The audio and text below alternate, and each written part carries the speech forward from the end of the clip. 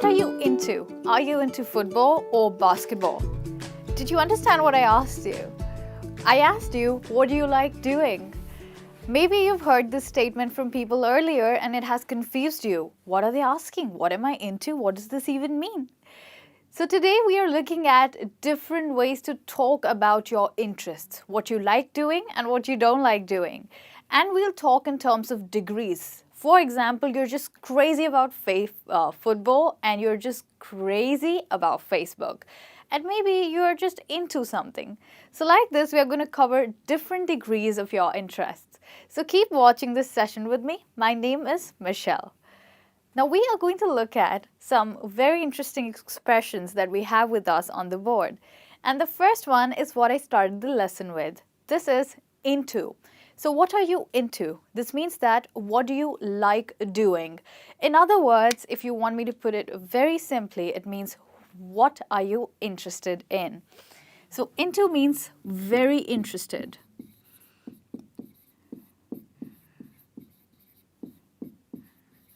So if you like listening to jazz, you could say I'm into jazz, which means that you're very interested in jazz.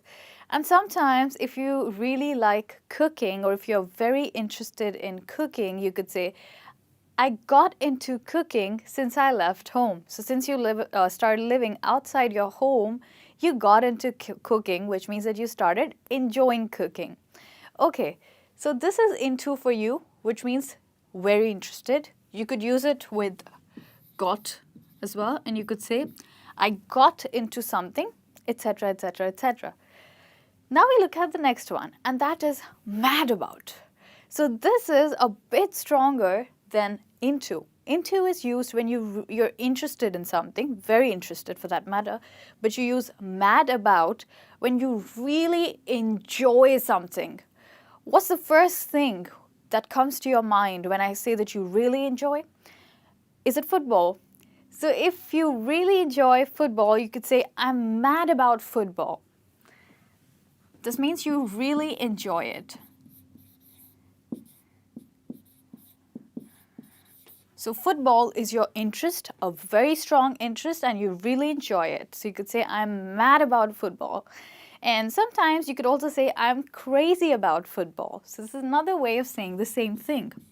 Crazy is just another synonym for mad, which means just another word for mad.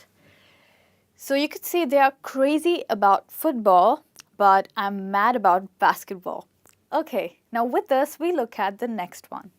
And this is obsessed. Have you ever heard this word before? So obsessed means that you do something to such a degree that you only think about it, or maybe you can't stop thinking about it. So do you have any celebrity crush? I mean that any celebrity that you just love and you're crazy about and you just can't stop thinking about the celebrity? Julia Roberts, is that? So if you're really crazy about someone and you can't stop thinking about them, that's called obsession. Obsession for you. Can't stop thinking.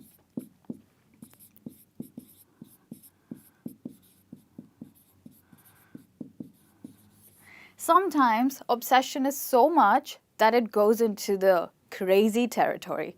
What I mean is that you're so obsessed with someone that it actually becomes unhealthy for you. You start becoming anxious and emotionally unstable. So let's say that someday you see your celebrity crush face to face. How would you feel? You'd probably be awestruck, dumbstruck, and you would not be able to say a word. You'll be like, wow, mom. And you'll be so emotionally unstable that you'll not know what to say. So it's always good to avoid obsessions. You should not go into that unhealthy territory when you talk about interests. It's okay to be till here, mad about. But if you go up to the obsession, it becomes unhealthy. And what about the next word that we have? Passion. So this is something even greater than obsession. Or is obsession greater than passion? Well, obsession is a bit greater than passion in terms of the unhealthiness attached to it. Passion is not unhealthy. Passion is usually very healthy, which means that it leads you to do something. It leads you to action for something. For example, back in the older days, passion was used for religious martyrs, which means that people who would die for their religion. But now it has lost that intensity in terms of, dying for religion, but rather it has become dying for your love. So, what if you go on a date with a person for the first time and they get on their knees and tell you that they would die for you? They are probably passionate about you, or maybe just nuts, which means they might be just crazy. So, passion is basically associated with love, but you can also use to talk about your interests using the word passion. For example, you are just crazy about photography, which means that you love doing it, it's really nice, and you enjoy it just a lot. So that's when you can use passion, but it's less than obsession and more than mad about. So passion is when you love doing something.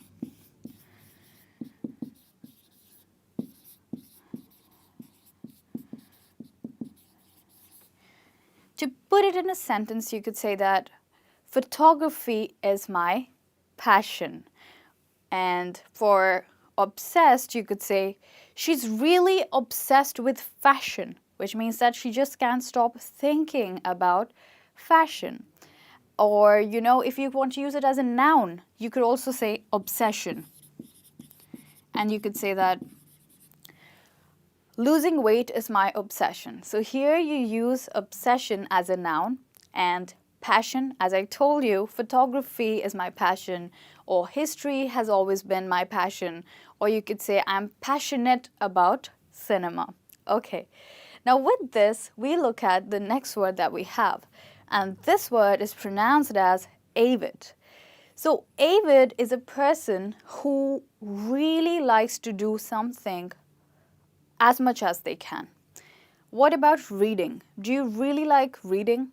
Then maybe you like to do it almost all the time. Whenever you get an opportunity, you pick up a newspaper or pick up a book, or maybe just scroll through your phone through articles and you start reading because you're an avid reader, which means that you try to do something as much as you can. So a synonym for this would be eager, which means that you just can't wait to do something. Another word that you can use for avid is keen. And if you want to use it in a sentence, you could say, I'm an avid reader, or you could say, I'm a keen cyclist. So this is how you use this word before a noun. Now, avid can have one more meaning, and that is greedy. Okay? Avid can also mean greedy. So if someone tells you that you're avid for success, they are not telling you that you're eager for success. They are telling you that you're greedy for success. So according to the context, you have to understand what does avid mean, whether it means eager or it means greedy. Okay, now with that, we look at the next one, lives and breathes. This is a phrase that you can use to talk about your interest. We've already looked at some words, but now we'll look at a phrase. So, if you live and breathe something, you give all your time to that thing, okay? Live and breathe means give all your time to it. In real life, you give all your time to living and breathing, but sometimes there are certain things which we almost do as if we are breathing. For example, if you really love listening to music and that's what you do all the time, then you could say that I live and breathe music. Okay? Now with this, we look at the next phrase that we have, and that is wrapped up. So do you know what is a wrapper? A wrapper is a cover with which you cover a gift. You wrap it. So there is no part of the box that is visible. The same way, when you're wrapped up with something, you only do that thing and you cannot think about doing anything else. There are times in our lives when we have so much work to do that we're completely loaded and we don't have time to do anything else, not even pick up a phone call. Those are the times when you're wrapped up with work.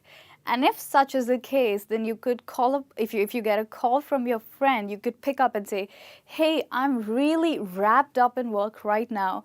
Can I get back to you tomorrow? So this means that you can only think about your interest at that time.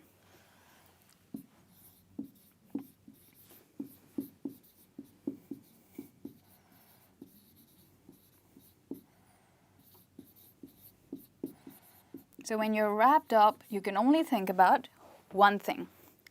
The next is right up my street.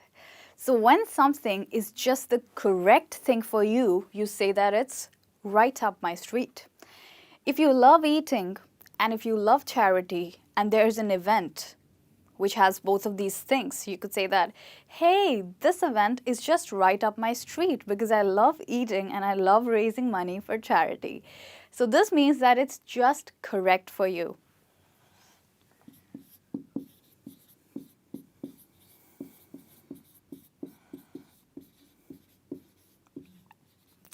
This is how a Britisher would say, right up my street.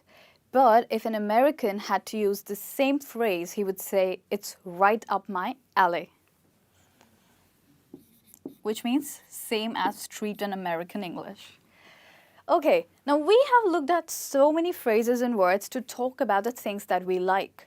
At the same time, there are things that we do not like, which we are not interested in. And those kind of things can be expressed using the word, phrase, not my thing. So if you don't enjoy something and you don't usually do it, it's not your thing. For example, if you don't dance often, you could say, sorry, dance is not my thing. If someone asks you to dance, you could say, sorry, dance is not my thing, which means I don't like it and I usually don't do it. So not my thing means you usually don't do it.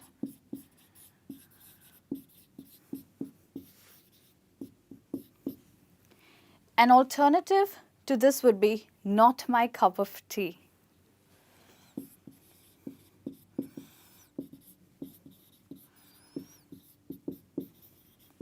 This is a British version of this American phrase, not my thing.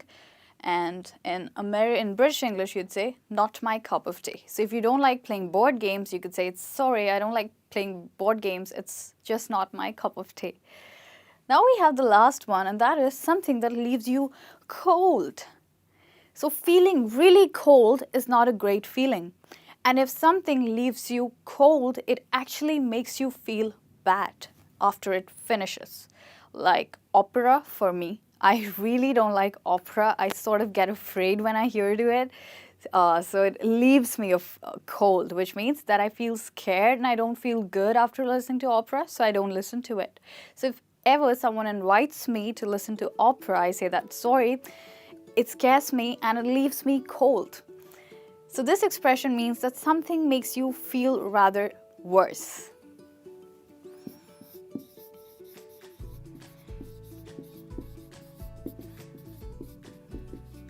Leaves you feeling worse. So the next time someone asks you, what are you into, or what's your passion, or maybe your obsession, you have various ways to tell them about the things that you're interested in and the things that you're not interested in.